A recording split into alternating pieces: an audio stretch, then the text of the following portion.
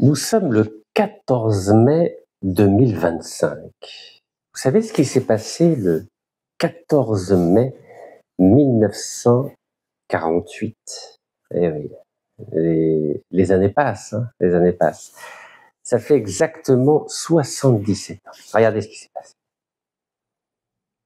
14 mai 1948, création de l'État d'Israël. Ouais. C'était dans tous les médias du monde entier. Regardez le New York Times qui faisait état de la création de l'État d'Israël. Voilà, et le titre c'était « Les sionistes proclament le nouvel État d'Israël ». Et Truman, qui était le président américain de l'époque, avait reconnu immédiatement et il disait que c'était un espoir pour la paix. Mais le même jour, l'Égypte avait décidé d'attaquer donc Tel Aviv. Donc, Tel Aviv a été bombardé ce jour-là et l'Égypte avant Nasser, à l'époque c'était le roi Farouk, avait donné l'ordre d'envahir Tel Aviv. Voilà, c'est ici. Donc vous voyez bien, ils disent pas les Juifs, hein, ils disent les sionistes proclament l'État d'Israël. C'est écrit noir sur blanc, là, regardez, sionistes. Et donc ça c'était le New York Times. Et maintenant la une de Palestine Post. Regardez, ils disent que l'État d'Israël est né. State of Israel is born. OK? À l'époque, il y avait un journal qui s'appelait Palestine Post. Donc ça, 14 mai 1948, voilà, retenez bien la date, 14 mai 1948. Et vous savez ce qui s'est passé le 14 mai 2022? 14 mai 2022, cette fois-ci pas à Tel Aviv, mais en Algérie. Regardez. Ça, c'est l'avocat maître Yassine Khalifi, ça c'est moi-même, ça c'est mon infirmier personnel Hamza Djabri, et ça c'est mon autre avocat, maître Abdelkader Chouhara. Et écoutez, tous les quatre, on s'est retrouvés en prison dans notre pays. Vous imaginez?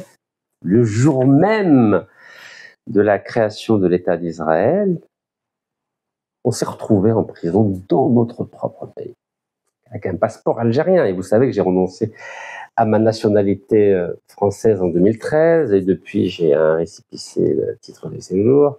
Voilà. Donc voilà, à 4, on s'est retrouvés en prison. Alors d'abord, moi-même avec Hamza Djabri et maître Abdelkader Chouhara, et 15 jours après, maître Yassine Khalifi nous a rejoints à la prison de Chlef. 14 mai 2022. Donc vous pouvez imaginer, moi qui suis historien de formation, quand je vois que mon propre pays me met en prison un jour anniversaire de la création d'Israël. Je vous cache pas que ça m'a profondément touché, mais c'est la vie, c'est la vie. Alors pourquoi je fais cette introduction? À vrai dire, c'est pour vous parler d'amnistie. Oui, je pèse mes mots. J'ai fait exprès de vous parler de cette date du 14 mai, parce qu'aujourd'hui, c'est le 3e anniversaire de mon incarcération avec Hamza Djabri, maître Abdelkader Chouhara, et ensuite 15 jours après, de maître Yassine Khalifi, pour vous dire que être emprisonné, subir une injustice, ne veut pas dire automatiquement esprit de vengeance. Vous avez vu, j'ai bénéficié quelques mois plus tard, en janvier 2023, d'une 3e grâce présidentielle du chef de l'État, Sir Abdelmajid Tebboune. J'ai été libéré ensuite le 3 avril de mon interdiction de quitter le territoire algérien. C'était le 3 avril 2023. Et certains s'attendaient à ce que, à partir des États-Unis, je commence à critiquer l'Algérie, les responsables politiques algériens. Pas du tout. Vous avez constaté que je suis resté fidèle à moi-même, fidèle à mes principes, et malgré tous les problèmes que j'ai connus en Algérie, aujourd'hui et chaque jour, je défends l'Algérie, je défends le peuple algérien, je défends la souveraineté économique, diplomatique, politique, social de notre beau pays. Donc l'esprit de vengeance ne m'a jamais animé, il ne m'anime pas au présent, il ne m'animera pas non plus à l'avenir. Alors, vous savez que cette question de l'amnistie, c'est une vieille histoire. Alors j'ai préparé quelques textes pour cette vidéo. Déjà à l'époque d'Athènes, donc des cités grecques athéniennes, c'est-à-dire au 5e siècle avant Jésus-Christ, les anciens avaient recours à l'amnistie dans le but de réconcilier des ennemis appartenant à la même cité, donc à la même ville ou le même pays, et de restaurer la paix civile. C'est extrêmement important à un moment donné, quand il y a des conflits intérieurs, d'arriver au stade de l'amnistie pour empêcher qu'il y ait ce cycle infernal des vengeances. Et Dieu sait que dans les pays arabes, berbères, kurdes, l'esprit de vengeance est vraiment ancré. Et pourtant, nous avons une belle religion qui est la religion musulmane, qui nous invite à pardonner. Oui, ça fait partie de notre culture, le pardon, le pardon. Alors avant d'aborder la question de l'amnistie en Algérie, donc là j'ai voulu faire un petit panorama de ce qui s'est passé par le passé. Donc là j'ai commencé par les cités grecques, déjà Athènes au 5e siècle. Mais la France, qui nous a colonisé 132 ans, pratique l'amnistie depuis déjà le 19e siècle. Donc c'est une vieille histoire en France de pratiquer aussi l'amnistie. Ça veut dire le monde entier le pratique. Même aux États-Unis, quand il y a eu une terrible guerre civile entre 1861 et 1865, qui a fait, je vous le rappelle, 700 000 morts et 2 millions de blessés, c'est-à-dire 3 fois et demi plus que la guerre civile algérienne dans les années 90. Donc, personne n'a été épargné par les guerres civiles. Mais à chaque fois, il faut passer à autre chose. C'est ce qu'on appelle l'amnistie ou réconciliation nationale. Alors, après 1945, vous savez qu'en France, il y a eu énormément de collabos qu'on appelle harki chez nous. Et le général de Gaulle, en 1946, il s'est dit, mais qu'est-ce que je vais faire, moi ? Le pays entier, pratiquement tout le pays était collabo avec l'Allemagne nazie. Avec qui je vais travailler? Donc il s'est dit, allez, on va amnister, on va passer à autre chose, et comme ça on va pouvoir reconstruire le pays. Et force est de constater qu'à partir de la mise en place du programme Marshall par les Américains en Europe en 1947, il y a eu ce qu'on appelle les 30 glorieuses en Europe. C'est-à-dire que tout d'un coup, il y a eu un boom économique, un boom démocratique, les choses allaient de mieux en mieux. Voilà, c'est ce qu'on appelle 30 glorieuses, c'est-à-dire 30 années de développement continu à tous les niveaux. Donc le général de Gaulle et ensuite ceux qui lui ont succédé ont mis en place 3 lois d'amnistie, 46, 47, 51, pour justement faire table rase des problèmes de la Deuxième Guerre mondiale où, c'est le moins qu'on puisse dire, le peuple français n'a pas été très courageux. Vous savez que le peuple français a envoyé dans les camps de concentration et dans les chambres à gaz 76 000 Français de culture juive. Et c'est comme ça, voilà, en pardonnant, qu'on va de l'avant. Et d'ailleurs, il y a un philosophe français qui s'appelle Alain Etchegoyen qui, en 2000, a publié un livre qui s'appelle « Le courage de l'amnistie ». Voilà, le courage de l'amnistie. Et à l'époque, on parlait beaucoup des hommes politiques qui étaient impliqués dans des scandales financiers de corruption des campagnes présidentielles.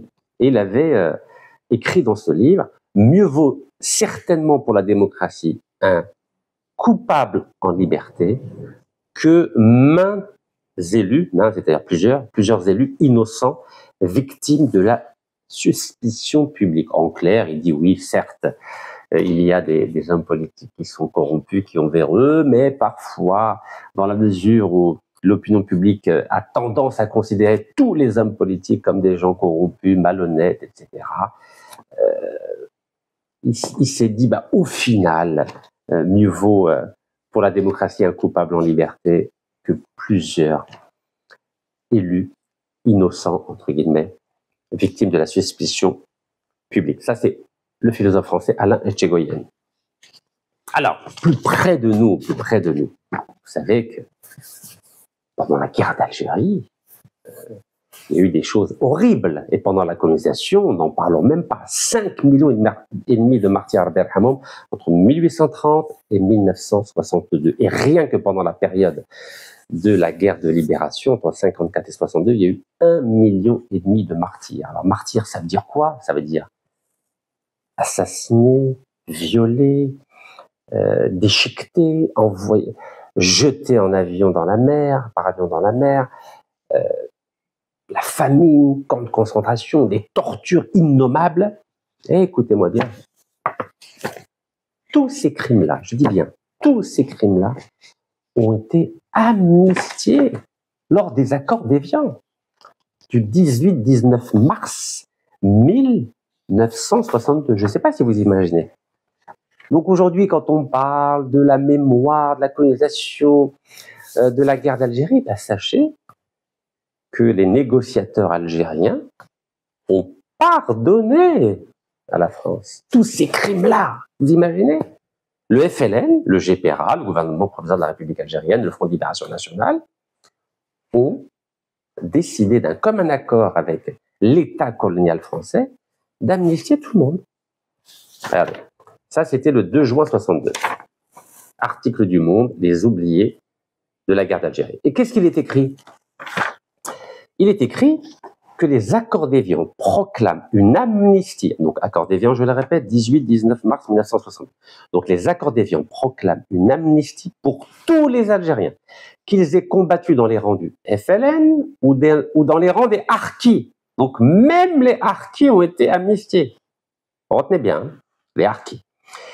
Pour tous les militaires ou policiers français qui ont pu commettre des atrocités. Donc, même les militaires, même les policiers français qui ont pu commettre des atrocités, et il précise, la torture même est amnistiée en tant que crime. Et vous connaissez Maurice Audin. Il y a même eu un non-lieu par rapport à l'affaire Maurice Audin. Vous savez qu'il a été tué et jeté. Son corps n'a jamais réapparu par l'armée française. C'est pas moi qui le dis, ce sont les accords d'Évian. Regarde, les accords d'Évian. Donc, les pires des atrocités ont été amnistiés, c'est-à-dire pardonnés. Pardonnés sur le plan légal. Ça veut dire quoi, amnistie? C'est-à-dire qu'on ne peut plus porter plainte après. On ne peut plus porter plainte contre la France, contre les militaires, contre les policiers, contre le général Ossarès, bon, qui est mort maintenant, mais qui était tellement content d'avoir dit « Oui, moi, j'ai torturé des Algériens, j'ai torturé l'Harbi Ben Mehidi, Maître Ali Boumedjil, etc. » Oui, ben, oui, vous pouvez le dire, vous pouvez l'écrire, vous pouvez en parler à la télé, parce que la loi, les accords d'Évian le protégeaient. C'était une amnistie. C'est-à-dire, voilà, on ne peut plus rien faire. Donc, vous voyez, tout ce cinéma qu'il y a aujourd'hui entre Paris et Alger, tout ça, c'est de la littérature. On ne peut rien faire. On ne peut rien faire. Car le FLN et le GPRA ont signé. Ils ont mis le tampon. Comme quoi, on ne peut plus poursuivre en justice qui que ce soit en France. C'est une réalité juridique.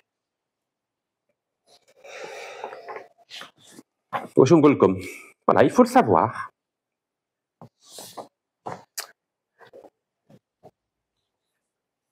C'est bien de le dire aussi, hein, pour pas rêver, pour pas se faire des films, pour pas sombrer dans la propagande ici ou là. Alors en France, c'était différent. Il y a ce qu'on appelle des lois d'amnistie entre 64, 66 et 68. C'est ce qu'on appelle les amnisties de la guerre d'Algérie. C'est-à-dire que autant ceux qui étaient en Algérie ont été tous amnistiés, mais ceux qui ont participé à la guerre de libération aux côtés du FLN, donc les Français qui ont participé à la guerre de libération aux côtés du FLN, notamment les porteurs de valises, comme le réseau Janson, par exemple, ceux-là n'ont pas été amnistiés en 62 dans le cadre des accords d'Évian. Il a fallu donc une amnistie pénale, donc promulguée le 23 décembre 64, ensuite le 17 juin 66 et la dernière le 31 juillet 68. Ces lois-là ont amnistié les terroristes de l'OAS, l'organisation, la fameuse organisation terroriste française. Voilà. Donc ceux-là ont bénéficié de 3 lois d'amnistie séparées. Voilà, c'est ce qu'on appelle les amnisties de la guerre d'Algérie, entre 62 et 82. Alors la dernière, celle de 82, elle est différente, elle concerne ce qu'on appelle la révision des carrières. Voilà, c'est Mitterrand qui l'a fait voter, comme ça on n'en parle plus, c'est fini. Voilà, c'est fini la guerre d'Algérie, tous les crimes, que ce soit en Algérie, donc ça c'était les accords d'Évian, ou en France, tout est pardonné. Allez, vous pouvez écrire des livres, faire des émissions de télé, faire de la propagande politique, dire ce que vous voulez sur l'Algérie. Vous êtes protégé par la loi. Donc alors, on peut se plaindre dans les journaux algériens, Zemmour, Retailleau, Driancourt, ils peuvent dire ce qu'ils veulent. Nous, on a signé. L'Algérie a signé. Vous pouvez dire ce que vous voulez sur la guerre d'Algérie. Personne ne peut porter plainte contre vous. Et oui, c'est ça l'amnistie. Voilà, donc si vous voulez lire, il y a beaucoup de littérature sur la question. Vous voyez, donc là, c'est ce que j'ai relevé comme point important. Voilà, en mars 62, il y avait 2 décrets qui avaient été signés concernant les Algériens qui se sont battus en Algérie pour l'indépendance algérienne. Et ils disent que les accords d'Évian, reconnaissant la légitimité de ce combat, donc de l'Algérie, et ouvrant la voie à l'indépendance de l'Algérie, les négociateurs algériens ont réclamé que les détenus soient libérés et les condamnés blanchis. Alors je vais y arriver pourquoi je vous cite cette phrase. Donc la France a accepté que le jour même, que tous les détenus algériens soient libérés et les condamnés algériens soient blanchis. C'est comme ça que le 19 mars, les fameux leaders du FLN qui avaient été kidnappés lors du piratage, du détournement de l'avion marocain, le fameux 22 octobre 1956, donc Ben Bella, Hossein El Ahmed, Mohamed Boudiaf, etc. Ce jour-là, ils ont tous été libérés. Eh oui, c'était dans le cadre des accords d'Évian. Vous savez que Ben Bella, El Ahmed et Mohamed Boudiaf n'ont pas participé aux accords d'Évian. Les chefs de la délégation, vous le savez, c'est un homme qui a été tué plus tard par notre propre pays, donc à Francfort, donc le 18 octobre donc 1970 à Francfort. Ça fait partie on va dire des douleurs de notre pays. Et c'est vrai que c'est dur. Mais c'est comme ça. Et il y avait dans la délégation un jeune avocat très brillant qui est devenu plus tard un ministre des Affaires étrangères, qui s'appelle Feu Mohamed Siddiq Ben Yahya, et c'est lui qui a fait libérer les diplomates américains qui étaient pris en otage par les Iraniens à l'ambassade américaine de Téhéran en Iran. Donc il a réussi à les faire libérer donc le 20 janvier 1981. Alors, le nom dont je vous parle, le chef de la délégation, le nom va me revenir, vous savez, avec tous les médicaments que je prends, parfois j'ai des problèmes de mémoire. Et comme j'ai pas envie de couper cette vidéo, donc il va me revenir au fur et à mesure. Donc ça fait partie des 3B, vous le connaissez. Voilà, Belkacem Karim. Voilà, vous voyez, j'ai plus 20 ans maintenant. Donc Belkacem Karim était le chef de la délégation du gouvernement provisoire de la République algérienne. Donc c'est lui qui a négocié les accords d'Évian au nom de tous les Algériens. Alors, après cette guerre d'Algérie extrêmement meurtrière, qui a fait suite à une colonisation française extrêmement meurtrière et terrible pour et le peuple algérien et pour notre pays, vous savez qu'il y a un grand pays qui a mis en place des lois d'amnistie. C'est un pays africain, c'est l'Afrique du Sud, avec à sa tête le président Nelson Mandela. Vous savez que l'Algérie l'a aidé à mener son combat en Afrique du Sud. Et Nelson Mandela, donc voilà, je vous montre une étude sur l'affaire de l'amnistie en Afrique du Sud. Il y a eu ce qu'on appelle une amnistie sous condition, ce qu'on appelle une réconciliation nationale sous condition. Vous savez que les Blancs sont minoritaires en Afrique du Sud, et lorsqu'il y a eu la libération de Nelson Mandela et ensuite la négociation entre le régime de l'apartheid et Nelson Mandela, donc c'est la fameuse organisation dont il était le chef, l'ANC, il était convenu que les Blancs qui sont à la fois d'origine anglaise et d'origine hollandaise, restent en Afrique du Sud. C'est un peu la même chose qui s'est passé avec les accords d'Évian. Il était prévu que les 800 000 Blancs, les 800 000 Européens restent en Algérie. Sauf que l'Afrique du Sud a tiré les leçons de ce qui s'est passé en Algérie. Vous savez qu'il y a eu 2 attentats, un à Alger, un au Oran, qui a fait que les Européens d'Algérie ont eu peur et sont partis entre juin et octobre 1962. Ils sont partis massivement en France essentiellement, mais aussi en Espagne.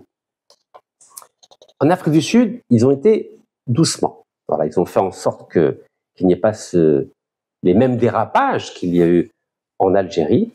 Et il a été convenu que tous les citoyens d'Afrique du Sud, qu'ils soient blancs ou noirs, aient un droit de vote égal, ce qui voulait dire mathématiquement qu'à chaque fois qu'il y aurait des élections présidentielles, par exemple, il y aurait forcément un noir qui serait président, car les noirs en Afrique du Sud représentent la quasi-totalité du pays, autour de 90%, mais que les blancs maintiennent leur prérogative économique, c'est-à-dire que le nouvel État d'Afrique du Sud n'a pas exproprié les blancs, c'est-à-dire qu'aujourd'hui, les blancs continuent de contrôler 80% de l'économie sud-africaine. Je ne sais pas si vous imaginez, c'est énorme. Donc les mines d'or, les mines de diamants, les entreprises, les instituts financiers, les blancs contrôlent l'économie sud-africaine, tandis que les noirs contrôlent la vie politique sud-africaine. Vous savez, nous en Afrique, je me mets dedans, on adore le pouvoir, on adore ce qui est politique, on adore costume, cravate, je suis président, je suis Wally, je suis ministre, parce qu'on a tellement envie de reconnaissance que finalement l'argent, c'est après, quoi. Après, on magouille un petit peu, un peu d'escroquerie, un peu de corruption, comme cela a été le cas pendant l'ère Bouteflika. Mais on va y arriver. Alors, Nelson Mandela a mis en place ce qu'on appelle la Commission Vérité et Réconciliation, la CVR. Et dans le cadre de cette philosophie de la réconciliation, il a été décidé qu'il n'y aurait pas d'amnistie collective, c'est-à-dire qu'on n'allait pas pardonner à tous les Blancs tous leurs crimes de façon collective. Non, Nelson Mandela, il a dit non, je ne vais pas faire une amnistie collective comme dans les accords d'Évian, par exemple, où on a dit allez, on pardonne tout le monde, quoi. Non, Mandela, il a dit non. Il a décidé que cette commission retiendrait une acception conditionnelle de l'amnistie. Ça veut dire quoi? Ça veut dire que l'amnistie a été accordée aux Blancs à condition qu'ils en fassent la demande. Il fallait en faire la demande et qu'ils comparaissent devant le comité d'amnistie de cette commission Vérité et Réconciliation. Voilà, c'est-à-dire que c'était une amnistie individualisée. Et je vous parlerai de ce qui s'est passé juste après en Algérie. Juste une année après, à vrai dire. Donc les Africains du Sud sont intelligents quand même. Ils ont dit non, non, non. Toute personne qui a commis un crime ou un délit doit faire la demande d'amnistie. Et ainsi, s'il est amnisté, c'est parce qu'il a déjà reconnu qu'il a fait quelque chose. Et donc c'est nominatif, à vrai dire, individuel et nominatif. Et c'est ainsi que la réconciliation nationale a pu être, j'aimerais dire, orchestrée et fonctionner. Et le principe qui a été défini par Nelson Mandela, c'était que cette commission Vérité et Réconciliation, établie en 1995, visait à faire la lumière sur les violations des droits de l'homme les plus graves entre le 1er mars 60 et le 10 mai 1994. Voilà, c'est ici. En gros, les Africains du Sud, ils n'ont pas fermé les yeux. Ils se sont dit, voilà, toute personne qui a commis un crime, il doit être identifié. Voilà, c'est pas comme ça, là. Mais c'est femme, comme on dit chez nous, de façon générale. Et la philosophie de Nelson Mandela, vous savez, au-delà d'être un avocat et un homme politique, c'était quand même un philosophe. L'idée, au travers de cette procédure, c'était de promouvoir un esprit de réconciliation au sein de la population. C'est-à-dire qu'on ne laisse pas le flou, c'était vraiment précis. Les Noirs, en devenant citoyens, étaient invités à pardonner aux bénéficiaires blancs de l'apartheid. Vous imaginez? faut arriver à un certain niveau quand même, hein, de pardon. Eh oui, les Africains du Sud, les Noirs d'Afrique du Sud, ont quand même un haut niveau de sagesse dont on devrait s'inspirer. Alors, pour la petite histoire, l'Algérie, en 1974, a fait exclure le régime de l'apartheid de l'ONU. Il faut jamais l'oublier, cela. L'Algérie a joué un rôle très important et l'Afrique du Sud n'a pas oublié. Oui, l'Algérie, en 1974, a fait exclure le régime d'apartheid des Nations Unies. Donc maintenant que je vous ai parlé de tout ça, est-ce que nous, on est capable de pardonner? Nous, les Algériens, parce qu'on va revenir à l'Algérie maintenant. Vous savez que pendant la décennie noire, on s'est entretués. Je sais que c'est pas beau, hein. C'est facile de lutter contre un ennemi extérieur. C'est ce qui s'est passé pendant la guerre d'Algérie. Mais ensuite, on a créé nos propres ennemis à l'intérieur du pays. Donc pendant cette terrible décennie noire entre 92 et 2000, il y a eu autour de 100 à 200 000 morts. Rabbi yarhamou, mais autour de 20 000 disparus. Vous savez que lorsque est arrivé au pouvoir Abdelaziz Bouteflika en 99, il a mis en place, à partir du 8 juillet 99, ce qu'on appelle la loi sur la concorde civile, donc Louis M. El-Madani. Mais cette loi sur la concorde civile, qui a été votée en référendum par voie référendaire par 90% des Algériens le 16 septembre 99, elle avait été préparée par son prédécesseur qui s'appelle le président Yamin Zaroual. Et en effet, entre 1995 et 1998, grâce à des ordonnances de Yamin Zaroual, c'est-à-dire un papier qu'il a signé lui-même, il y a eu 4000 insurgés, donc islamistes, qui ont bénéficié de la politique de clémence du président Yamin Zaroual. Donc on n'en parle pas. Donc cette ordonnance du 25 février 1995, voilà. L'ordonnance du président Yamin Zaroual. Donc on attribue, on va dire, la publicité de cette loi sur la concorde civile essentiellement à feu Abdelaziz Bouteflika, mais c'est le président Yamin Zaroual qui a commencé à tenter de réconcilier le peuple algérien, donc à partir de l'ordonnance du 25 février 1995. Alors cette loi qui a été votée à la fois par le Parlement algérien avec le soutien de l'armée, donc au Parlement algérien, donc le 8 juillet 1999, cette loi sur la concorde civile, ça a été la première étape de la réconciliation nationale entre les Algériens de tous les bords. En gros, les laïcs d'un côté, les islamistes de l'autre. Mais nous sommes tous Algériens.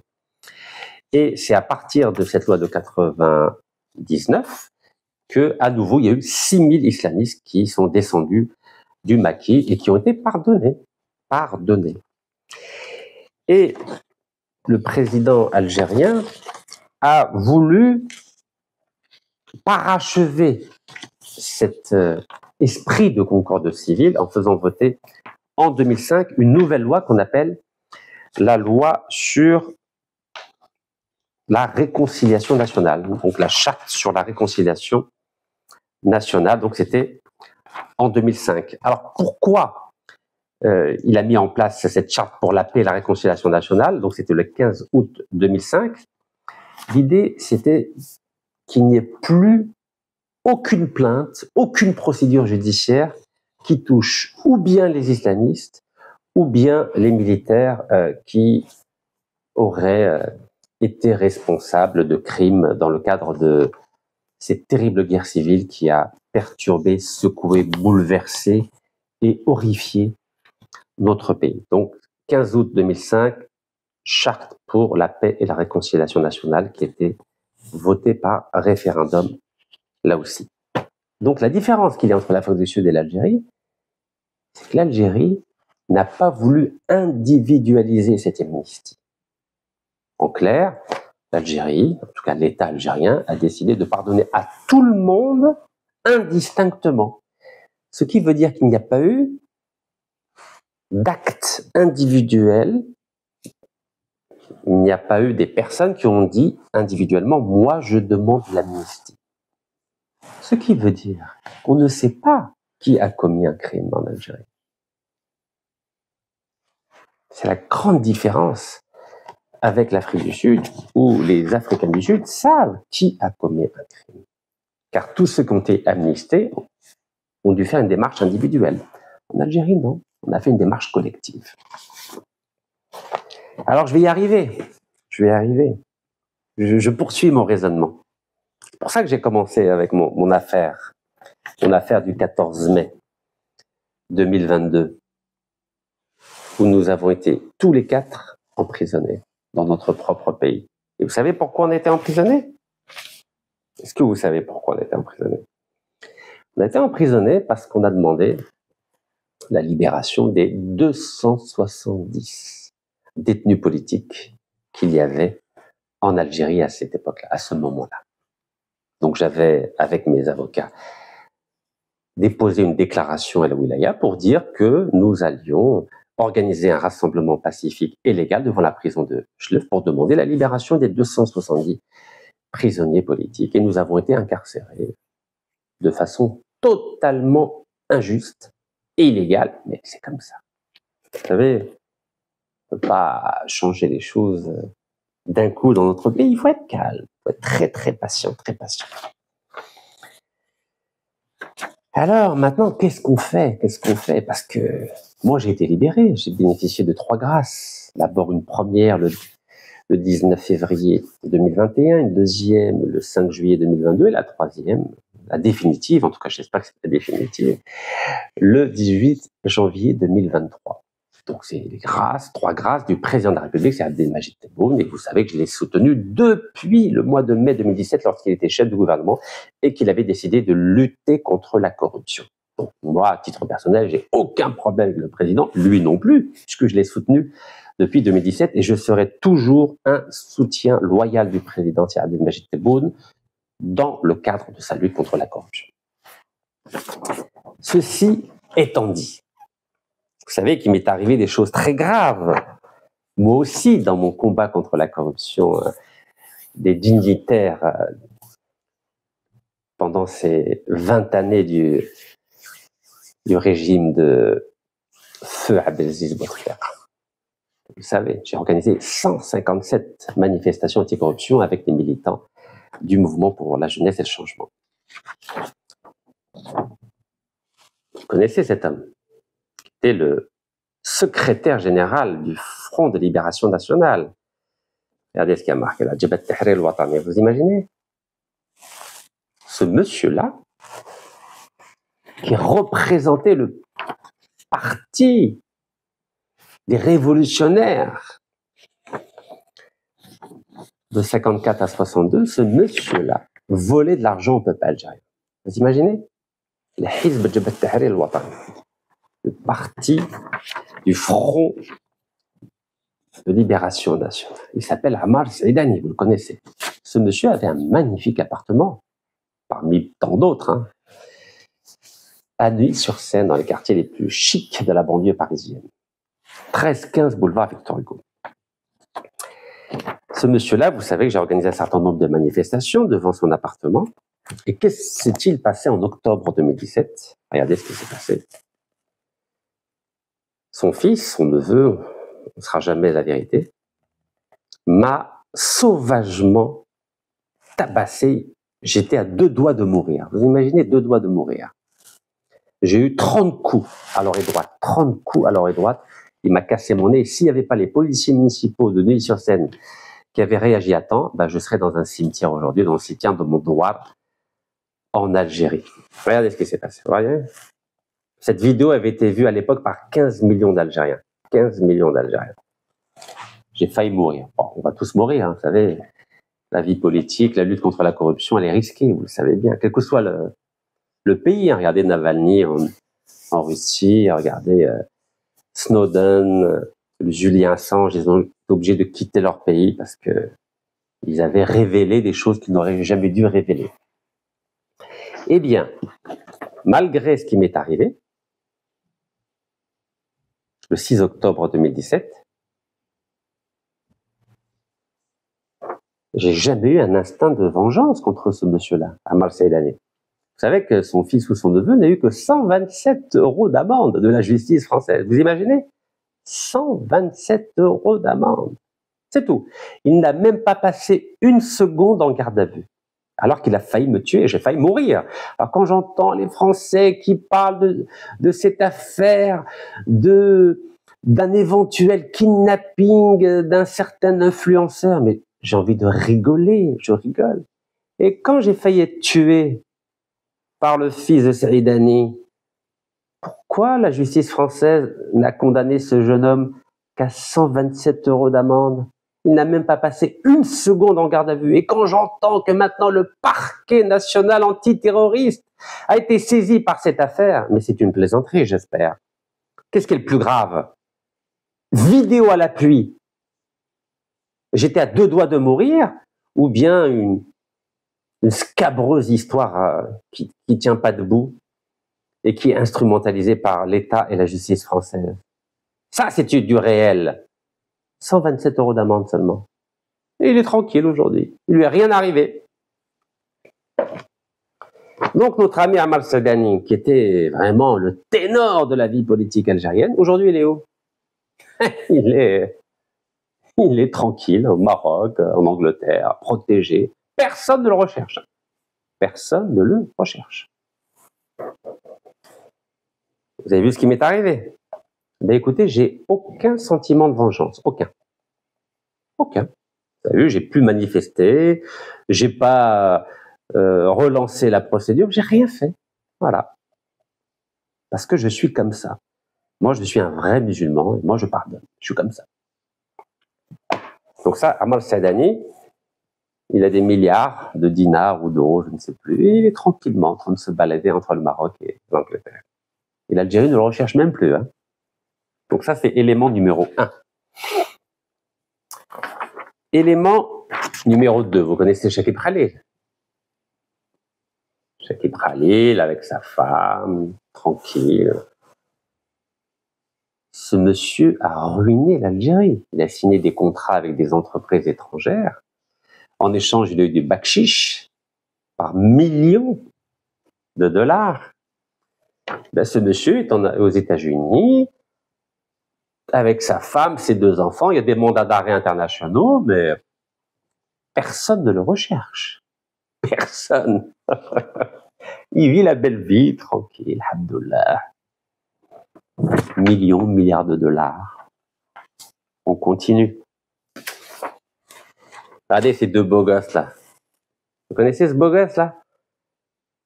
Farid Bejaoui, c'est le neveu de l'ancien ministre des Affaires étrangères algérien, ancien ministre de la Justice algérien, ancien ambassadeur à Paris dans les années 70. Brillant juge international. Donc ça, c'est son neveu, Farid Bejaoui, qui est un escroc extraordinaire. Et là, c'est le fils de Ould Qadour qui est en prison aujourd'hui. Ould Qadour, c'est l'ancien Abdelmoumoud Qadour, c'est l'ancien président de la Sonatrach, que j'ai eu l'occasion de voir au tribunal à Alger. Il est en prison. J'ai rien à dire sur lui, mais son fils, il pèse 2 milliards de dollars. Son fils là, Nassim Ould Qadour, 2 milliards de dollars. Farid Bejaoui, Chakib Khalil lui avait donné 2 milliards de dollars pour jouer en bourse dans les années 2000. C'est extraordinaire. Vous savez, il jouait avec l'argent du peuple algérien comme si c'était leur argent de poche. Donc, Chakib Khalil avait donné 2 milliards de dollars à Farid Bejaoui pour jouer en bourse. Et aujourd'hui, Nassim Ould Qadour, le fils d'Ould Qadour, qui pèse 2 milliards de dollars. Donc, ils ont tous des multiples nationalités. Moi, j'ai abandonné ma nationalité française. Mais alors, commençons par Farid Bejaoui. Nationalité algérienne, nationalité française, nationalité canadienne, puisqu'il a fait HEC aux études commerciales à Montréal, et il a acheté la nationalité libanaise, parce que sa femme est libanaise, signée par le président libanais Michel Aoun, s'il vous plaît. Alors lui maintenant, Nassim Ould Qadour, nationalité algérienne, nationalité française, que sa mère est moitié française, nationalité américaine, parce qu'il est né aux États-Unis, et lui aussi, il a acheté la nationalité libanaise. 4. Voici les 2 escrocs internationaux aux 4 nationalités. C'est quand même magnifique. Hein. Alors ces 2-là, condamnés à 10 ans de prison chacun, mandat d'arrêt international, et personne ne les recherche. Personne ne les recherche. Tous les 2, ils pèsent 2 milliards de dollars chacun. Hein. 2 milliards de dollars. Pas 2 milliards de dinars. Hein. de l'art. Lourd, lourd, lourd.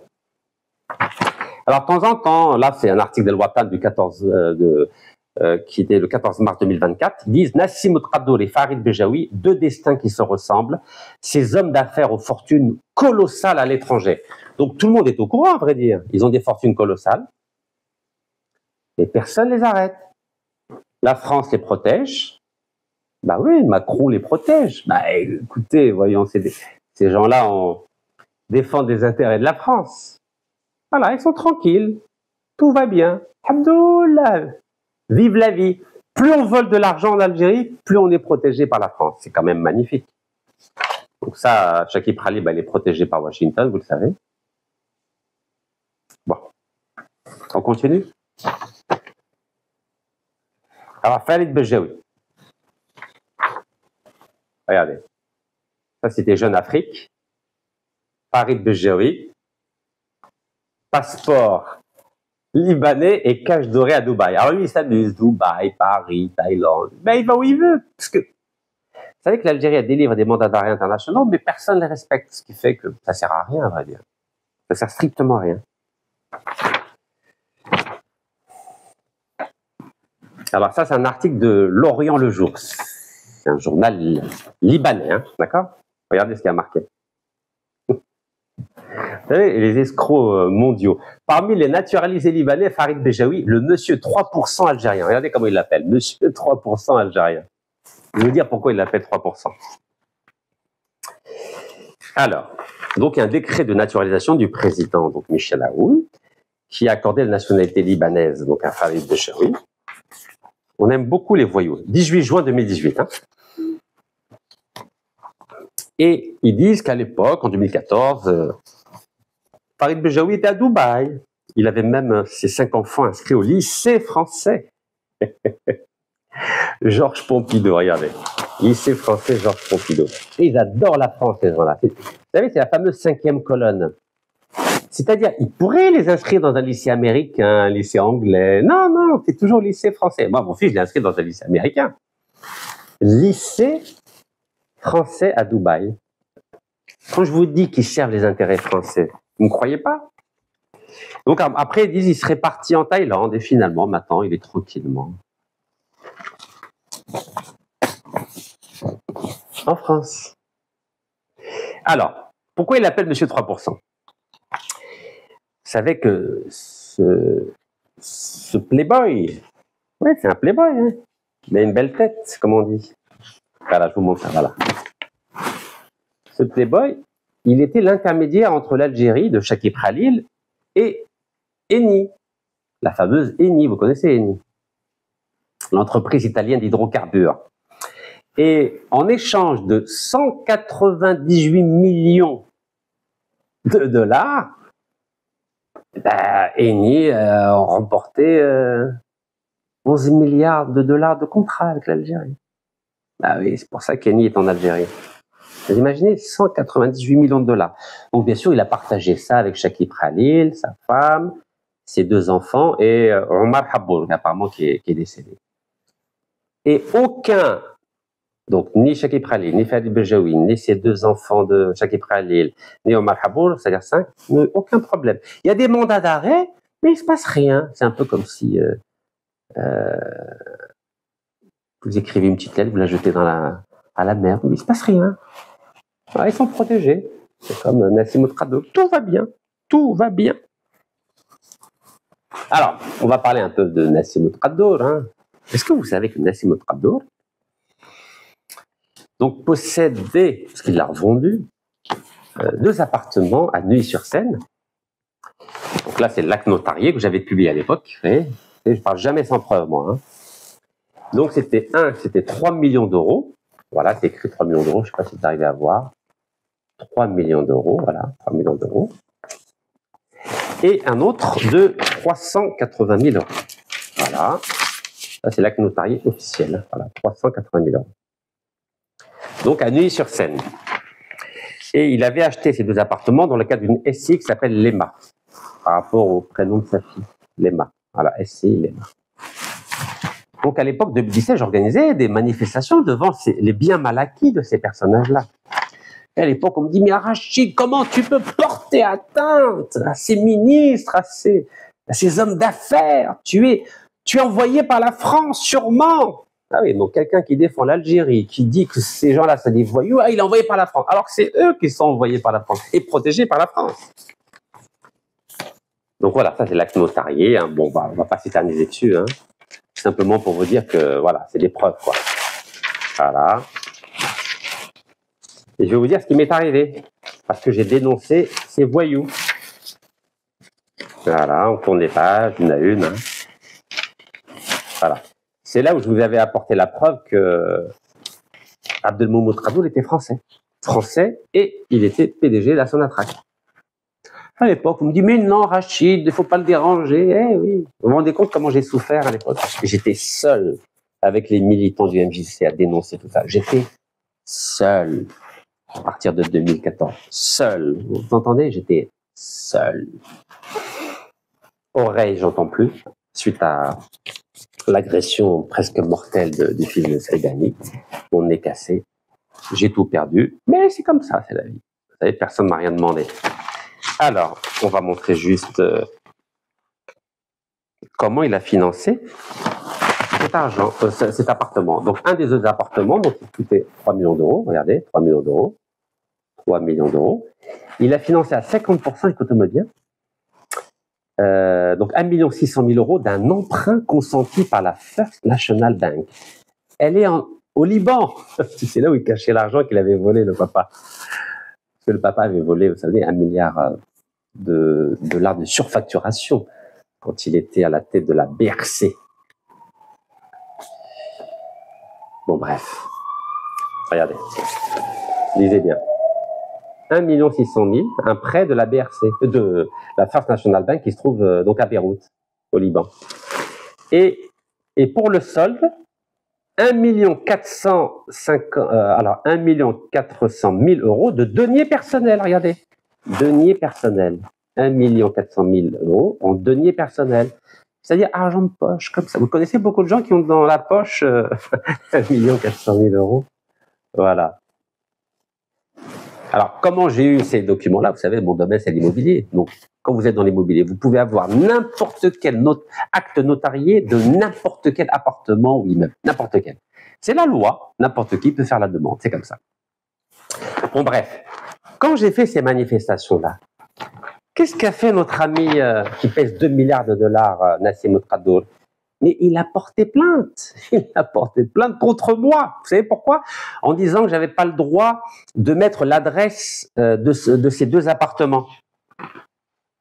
Ouais. C'est boulevard Barès, à Neuilly-sur-Seine. Et figurez-vous, voilà. En gros, ils disent que j'avais pas le droit de mettre son adresse sur Facebook. Donc la justice, écoutez-moi bien ce qu'a fait la justice. J'ai raconté dans le livre mon combat contre la dictature algérienne, sous Bouteflika. Page 135, vous pouvez vérifier. Regardez ce qu'il y a marqué. J'ai fait un chapitre là-dessus. Eh bien, la justice française m'a condamné à 4 000 euros d'amende par jour si je n'enlevais pas l'adresse des deux appartements de Nassim Tradoul à Neuilly-sur-Seine, boulevard Barès à Neuilly-sur-Seine. Vous vous rendez compte? Et là, à la date de la publication du livre, c'est-à-dire en mars 2022, je devais à Nassim Tradoul 6,5 millions d'euros. Regardez, 6,5 millions d'euros. Est-ce que vous imaginez? Vous imaginez? Ça coûte cher de lutter contre la corruption. Et donc, c'est une décision de justice de la Cour d'appel de Versailles. Alors moi, je viens d'être condamné par la Cour d'appel de Paris à 12 mois de prison aménageable, 12 mois de prison ferme aménageable avec un bracelet électronique. Donc, la Cour d'appel de Versailles m'avait condamné le 21 décembre 2017 à 4 000 euros, voilà, lisez bien, 21 décembre 2017 à 4 000 euros d'astreinte par jour si je ne supprimais pas l'adresse des deux appartements de Nassim Tradoul à Neuilly-sur-Seine, boulevard Barès, Maurice Barès. C'est beau la justice française, hein? Donc je dois 6, à l'époque, aujourd'hui ça doit faire 7,5 millions d'euros que je dois. Vous imaginez? Je dois 7,5 millions d'euros à Nassim Tradoul. Cet escroc est condamné par la justice algérienne à 10 ans de prison et un mandat d'arrêt international contre lui. Protégé par la France. Vous avez la preuve, hein? Vous vous rendez compte ou pas? Et donc c'est comme ça. Et donc déjà, en première instance, donc le 13 juillet 2017, j'ai été condamné à 10 000 euros simplement et à 2 000 euros d'astreinte par jour. Regardez, 2 000 euros d'astreinte par jour, c'était. Et quand j'ai fait appel, ça a doublé. 4 000 euros par jour. Vous imaginez? Vous pouvez lire, hein, c'est 2 jugements de justice. Donc le premier, 13 juillet 2017 et le deuxième, 21 décembre 2017. C'est beau, c'est pas beau, la France. Donc après, quand vous me dites, oui, mais j'ai dû faire quelque chose si la France me condamne à 1 an de prison. Mais vous plaisantez? Est-ce que vous plaisantez? Vous croyez que si vraiment j'avais fait quelque chose, vous croyez que je serais aussi libre de je vous raconterais tout ça? Regardez la preuve. 6,5 millions d'euros en mars 2022, je devais. Aujourd'hui, ça fait 7,5 millions d'euros. Cour d'appel de Versailles. Voilà, c'est dans mon livre, Mon combat contre la dictature algérienne, où je raconte toute la corruption sous le régime Bouteflika. Voilà, paru d'édition Maximilo en mars 2022. Voilà, j'avais publié 2 livres, un en anglais et un en français. Alors, mes chers frères, mes chères sœurs, maintenant, revenons à cette idée de réconciliation nationale et d'amnistie. Vous avez vu comment j'ai souffert. Hein, les vidéos veulent tout dire. Nez cassé, l'usage de l'oreille droite 100% mort, donc je suis sourd à moitié, multiples maladies, 4 ans de prison et de résidence surveillée en Algérie, et je vous ai dit, j'ai aucun sentiment de vengeance. Je dis bien aucun. Maintenant, qu'est-ce qui se passe depuis quelques mois entre la France et l'Algérie? Vous voyez bien que l'Algérie fait l'objet de multiples attaques. Attaques à la France, attaques diplomatiques de nos voisins, le Maroc, le Niger, le Mali, le Burkina Faso, la Libye. On ne peut pas continuer comme ça. On ne peut pas avoir et des problèmes intérieurs et des problèmes extérieurs. Aujourd'hui, je pense qu'il faut revenir à la philosophie de la réconciliation nationale, de ce que le président appelait l'Mesheml. Il faut constituer un noyau algérien uni. Il faut oublier nos problèmes, il faut oublier nos divisions, il faut oublier nos querelles. Car si nous ne sommes pas unis, ces forces extérieures à l'Algérie qui veulent déstabiliser le pays, qu'est-ce qu'elles vont faire? Eh bien, elles vont instrumentaliser tous les foyers de dissension en Algérie pour justement déstabiliser, détruire l'Algérie. Donc aujourd'hui, plus que jamais, il faut faire ce qu'a fait le président Lamine Zeroual à partir de l'ordonnance de février 95, ce qu'a fait feu Abdelaziz Bouteflika en 99 avec la loi sur la concorde civile et ensuite en 2005 avec le référendum sur la charte de réconciliation nationale. Aujourd'hui, à mon sens, il faut à nouveau une loi d'amnistie générale. Il faut une réconciliation générale. Et quand je parle de réconciliation, ça veut dire quoi? Ça veut dire la libération de tous les détenus politiques, économiques algériens. C'est qui? C'est à la fois les prisonniers politiques du Hirak, il faut les libérer. C'est à la fois les hommes politiques qui ont été mêlés à des affaires de corruption sous le régime Bouteflika. C'est aussi les militaires qui ont été emprisonnés. C'est aussi les hommes d'affaires qui ont été emprisonnés, car aujourd'hui, nous avons besoin de tous les Algériens pour lutter contre ces multiples entreprises de déstabilisation qui sont organisées à partir de l'étranger. C'est aujourd'hui vital. Alors, bien sûr, on peut trouver, et ça c'est aux décideurs algériens de réfléchir à la meilleure façon pour que cette réconciliation nationale puisse être la plus acceptée, en tout cas acceptée le plus possible par le peuple algérien. Moi, je propose une idée. Moi, je pense qu'à partir du moment où toutes ces personnes-là ont déjà passé 30 à 50% de leur peine en prison, je pense qu'il faut les libérer. Et bien sûr, sous conditions. Par exemple, chaque personne devra signer une lettre pour dire qu'il bénéficie d'une amnistie du président de la République ou de l'État algérien, à condition que dès qu'il sort, il respectera la loi algérienne. Et s'il viole la loi algérienne, il sera automatiquement réincarcéré. Voilà. En gros, l'idée, c'est qu'il signe un engagement, un peu faire ce qu'a fait l'Afrique du Sud. Il faut que ce soit une amnistie individualisée. Ça ne sera pas collectif. Chacun devra signer un papier. Chacun. Voilà une idée que je propose au président de la République et aux décideurs algériens.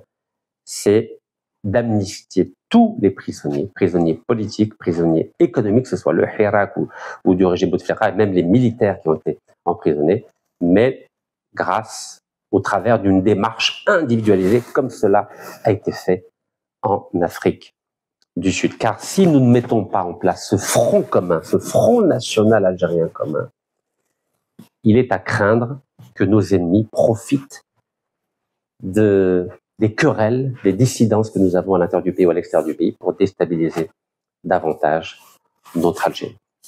Donc ça, c'est l'amnistie uniquement pour ceux qui sont en prison en Algérie. En Algérie.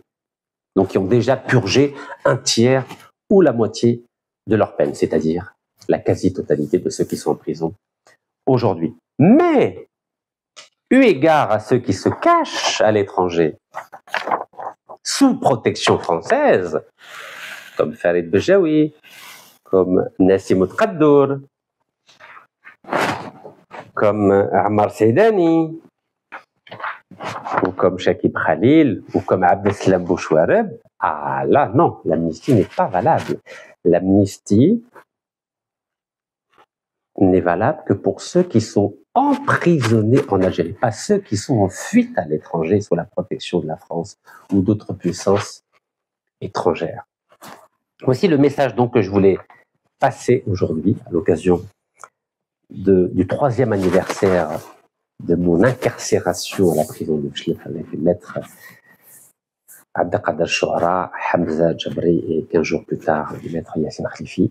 Je voulais adresser un message au président de la République, c'est Abdelmajid Tebboune, déjà pour le remercier encore pour les 3 grâces présidentielles dont j'ai bénéficié.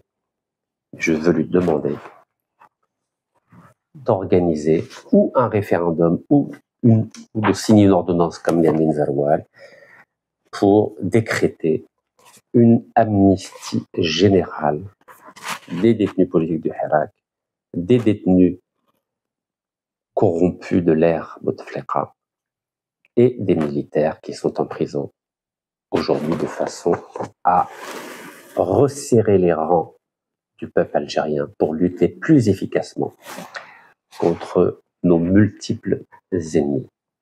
Barakallahu fikum. Tahiyat Jazair. Allah yarham shuhada.